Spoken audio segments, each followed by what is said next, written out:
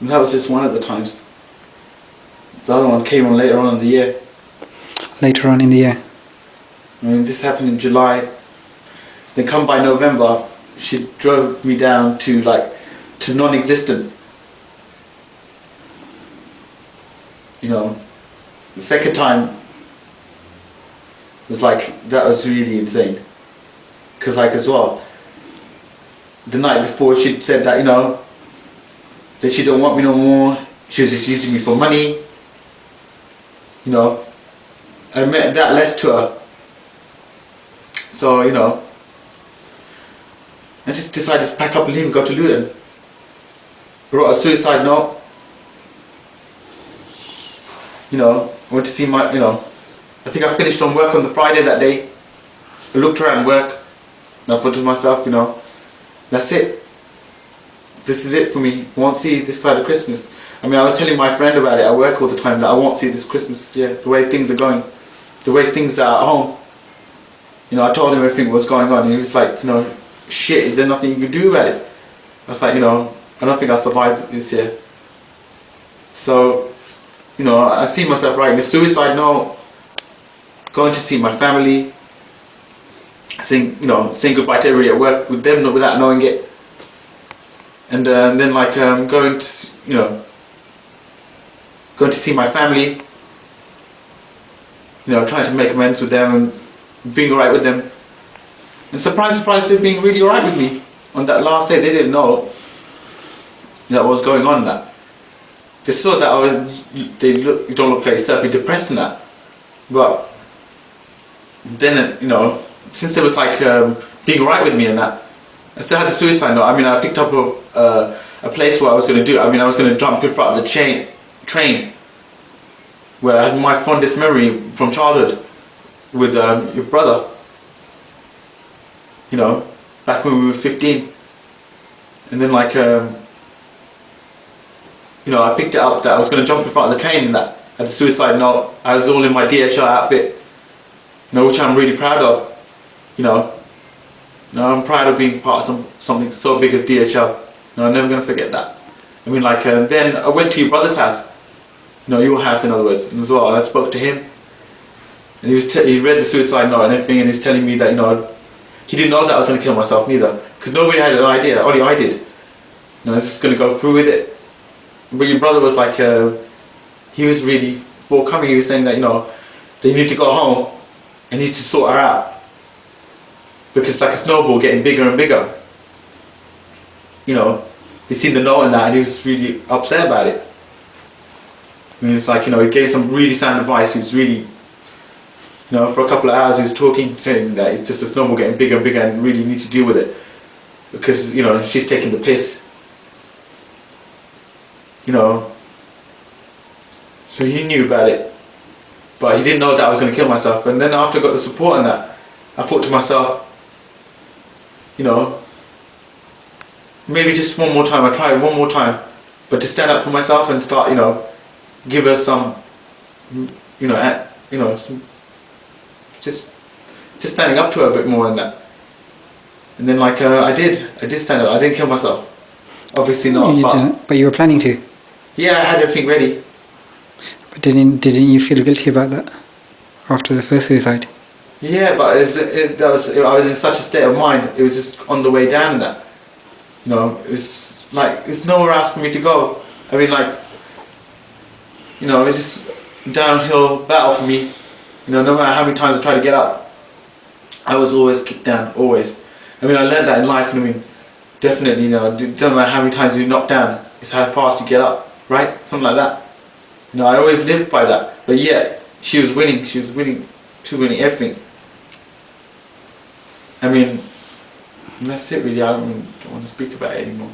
I don't feel good about it.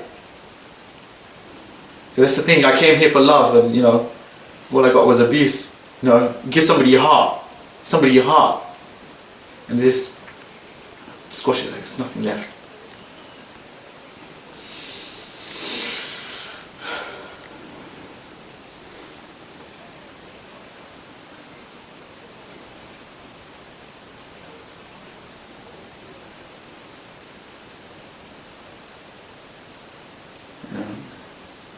That's probably my darkest moments. 2009, July, November. I'm never going to forget that year. Not the way it transpired. The golden question is, the $64 million question is, what am I going to do now? What is there left for me? What, what am I going to do? Every time I look over my shoulder, she's there, kind of thing. Every time she came into the room, I jumped out my skin. That's the most. That is really, really funny, actually. She used to come in, and I used to just jump out my skin, and she used to say, "You stupid fucking idiot! It's only me. What are you jumping out your skin for?" But I was really scared of her. Really scared of her. I don't even know why. I mean, it came over the years. She just came really strong, really strong. And plus, I had the kids to look after as well. And that's when I became weak, I think, when the kids were born.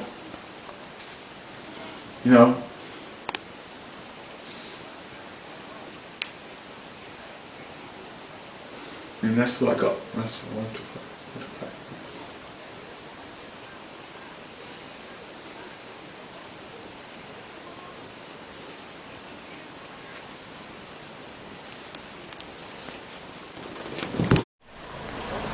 As you can see, Tiddles was in a very fragile state of mind. He needed to piece his life back together, but he wasn't sure how. But slowly, bit by bit, he did gather his courage, and then one day in December, Clothes Show Live offered him a canvas to brave the world again. He had always maintained an interest in fashion during his marriage. That was one of the things he did maintain, he was able to do. And he wanted to continue this, so this was the perfect opportunity. So he got all dressed up and headed on down to the show. And then guess what happened? He got gripped up by a promotions team who decided that it would be a good idea to interview him. Little did they know what was to come, and it was a pretty powerful and exciting interview. Watch it, see what you think. Some people have suggested that these two would look great on a breakfast morning TV show, because after watching these two in action, the whole country would go to work in a cheerful state of mind.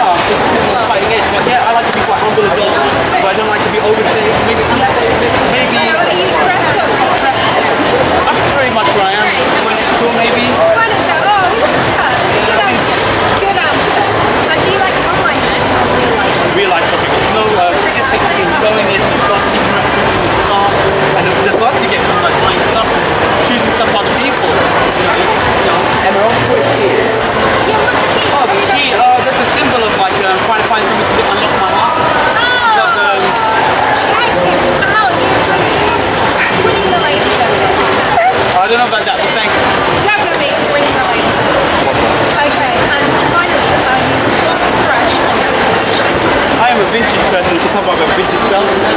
So I think vintage definitely has the classic meaning. I mean, you could pretty much go to any number. You could pretty much, you know. You're going to start laughing, 70s. No, it's good. Someone else was 70s before. I did 70s for me. So strange. It's because John Travolta, the disco era, the movement, the butterfly colours. Well, I'm hoping today you will come back later and something on the day. Okay, thank you very much. Nice to meet you. Thanks a lot.